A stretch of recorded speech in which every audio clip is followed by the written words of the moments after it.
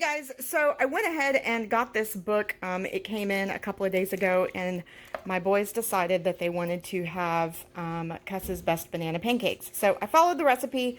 My pancakes were a little bit darker, however, they were absolutely delicious, and I want to show you what they look like.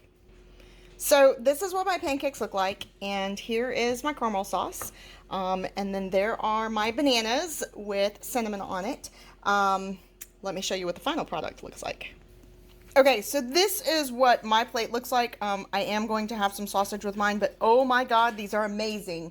Definitely recommend this cookbook. The other thing that I made just actually yesterday was the ribs recipe, and it was delicious. There are several different sections in this book. I'm going to take off my clip here that I was using so I can show you exactly what it includes. So you can see that they do have breakfast options, appetizers, sandwiches and burgers, soups, salads, and sides.